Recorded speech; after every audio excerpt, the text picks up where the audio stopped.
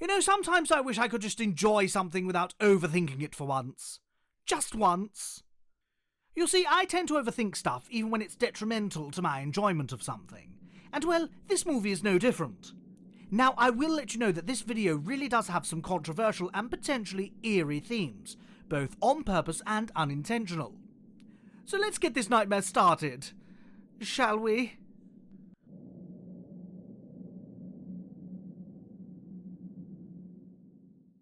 So the most apparent question this movie raises is how far can we push morality regarding bioethics and the creation of life? And yes, the writers do say that this movie is meant to symbolise the process of in vitro fertilisation in a way. But this is actually closer to ectogenesis and gene manipulation more than anything, since in vitro and the artificial insemination still require living organisms to take care of the birthing process. And what is ectogenesis, you may ask? Well, it's basically growing an organism outside of the body in an artificial environment. But of course, the movie is going to show it in a cutesy and kooky way like Dr. Zeus. Because if they showed this instead, there would have been millions of kids running out of the cinema screaming and crying blood. But anyway, what's wrong with just creating lovely babies for deserving parents? Well, the problem in here is that it's not that babies are being made, it's how they are being made, since they present features that are just not possible for normal human babies to have. They have weird hair colours ranging from purple to green to even blue. They seem to have increased reflexes, uncanny levels of happiness, and even Superman levels of strength. Also on top of that, they are made completely to the desires of the customer. You just simply write a letter stating what you want and, hey presto, you want a green-haired Abraham Lincoln? Boom, we've got it. You want a brunette one? Boom! We've got it! You want one with super ninja skills, just like Nate wrote in his letter? Guess what? Say, we got it! This actually leaves the audience with one major question. What would you rather have? A flawed baby that screams and poops all day long, might turn out to be ugly or even defective, and might even hate you in the future, but hey, it's 100% yours at the end of the day, or a perfect little package of joy that just so happens to be happy all the time, loves you no matter what, and is made completely in the image of your own desires for your child, so you don't even have to worry about defects or ugliness. And trust me, this is just the tip of the iceberg regarding morality. Let's just go to part 2.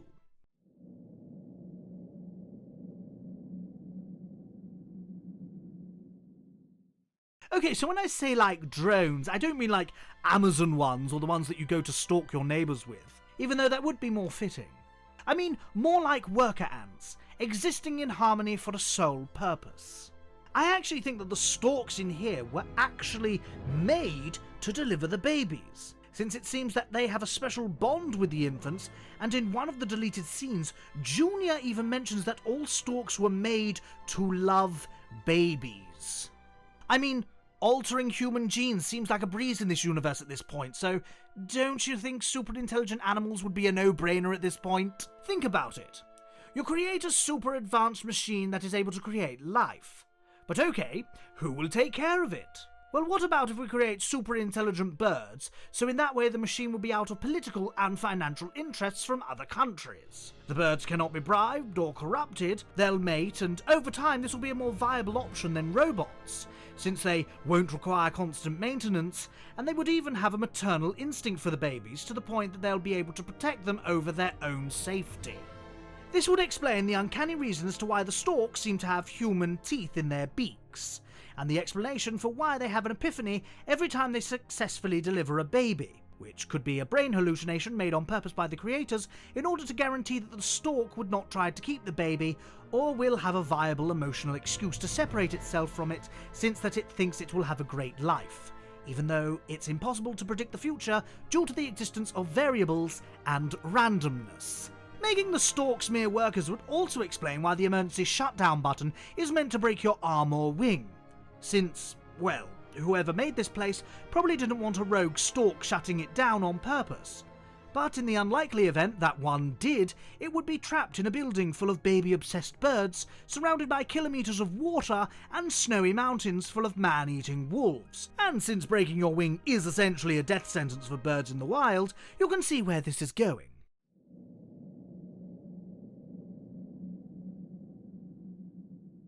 Okay, so this movie never actually explains as to why there are mutant storks delivering babies, but maybe the answer lies in the background rather than in the dialogue. But why would the world need a baby-making machine in the first place? Well, maybe it has something to do with the theories regarding the decline of the natality rate, like the demographic transition. For those of you who are not aware of this phenomenon, it's basically a theory stating that countries enter 4 stages regarding birth and death rates. On stage 1, a country is on a pre-industrial era, or at the very least, hasn't developed all that much. This type of condition leads to a high mortality rate. A country has now entered an industrial era, which means that they're going to be on a demographic boom, putting the natality rate well above the mortality one. The post-industrial leads to advances in medical health and higher conciseness regarding reproduction. This leads to higher life expectancy and a slight decrease in natality rates. Stage 4, stationary population, means that the natality and mortality rates are at their lowest. The aging population lives longer, while fewer people are being born. And to what countries do we see the storks go to by the end of the movie? Well, there's the United States, Japan, Paris, the United Kingdom, all countries where their native population has experienced a decrease in the natality rates. And oh, they also go to Latin America, which has parts of the world which are between stages 2 and 3, and this by far is the most children that appear in this movie. Oh, and by the way, this theory was originally proposed back in 1930. Now, why am I mentioning this? Well, have you noticed that the Stork Mountain is actually designed in an Art Deco style? A style that was most popular in, you guessed it, 1930? This would also imply that the machine is almost 100 years old. Well, if 9 was able to get away with super advanced machines in the old days, why can't this movie do it too? And speaking of evil old AIs...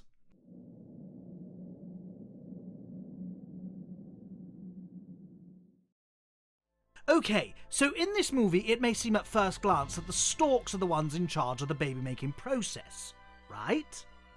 Well, upon closer inspection, it seems that their job is actually handling logistics and taking care of deliveries, since the process seems to be pretty much handled automatically. And it doesn't seem that the storks even know how to handle the machine, since by the final act when the machine gets activated for the second time, Hunter, who seems to be the boss for like the past 2 decades, doesn't seem to know how to shut it down himself, even though he was in charge of it when they were still making babies.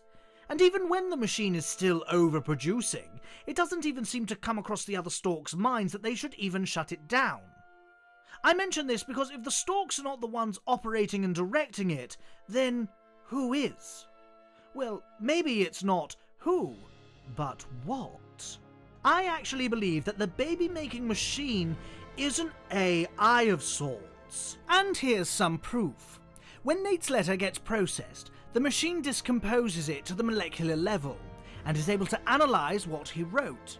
A mindless automated factory machine wouldn't be able to do this unless it was made in a strict form, which it's not remotely the case in here.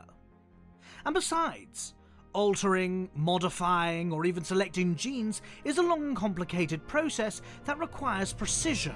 But who better than a computer to make all these calculations and thoughts in over a couple of seconds in order to bring a perfect and altered baby into the world? This could also explain as to how the storks know who is deserving and who is not. Maybe through some form of citizen database, the machine is able to process and analyse who is worthy and who's not, as to avoid cases like child slavery or clone soldiers, which feeds directly into my idea on why people would give control of this machine to some genetically engineered birds as opposed to a country or legal entity. And speaking of possible danger...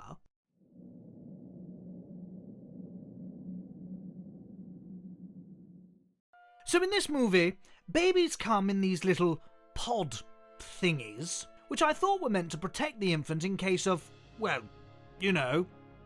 But in closer inspection, it seems that the storks didn't actually start using the pods until very recent times. At the very least, at least a couple of years before Tulip was actually born. So what? I mean, times change and they probably found a better way to protect the baby, right? Well, What if the pod is not meant to protect the baby itself, but those outside of the pod? Remember the first time we see the baby? Junior and Tulip open the pod, and there are these weird pink lights and fumes coming out of it, which, of course, yes, I understand the joke is that the baby is super cute and all. But what if those fumes actually serve a purpose? The purpose of making any organism that comes into contact with the baby to fall in love with it through the use of pheromones. And yes, I know it sounds super creepy and crazy, but hear me out. What better way to ensure the baby's chance of survival if almost any being that comes into contact with it simply wants to nurture it? Remember, that machine could very well be an AI. And there's a thought experiment regarding instrumental convergence that paints a scenario in which an AI is given a task to take care of a paperclip factory. In the thought experiment, the AI starts procuring so many resources and goes to so many extreme lengths to the point it inevitably transforms the whole world into a paperclip factory, since that was its prime directive.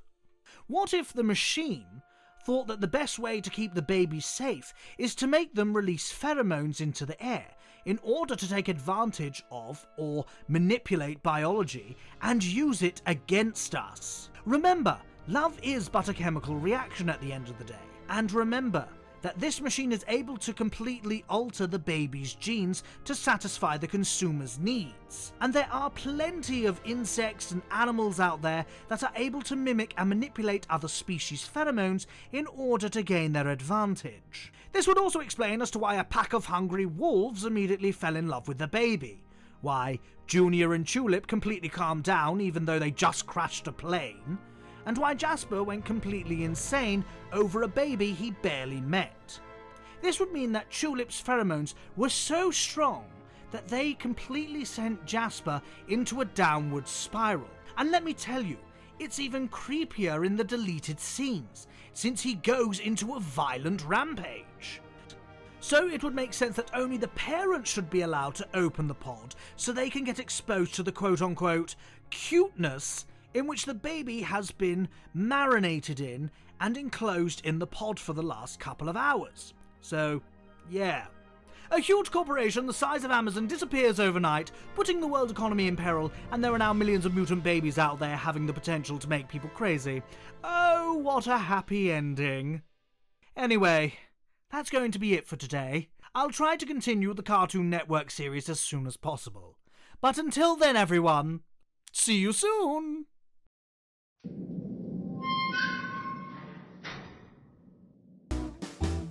Well, I know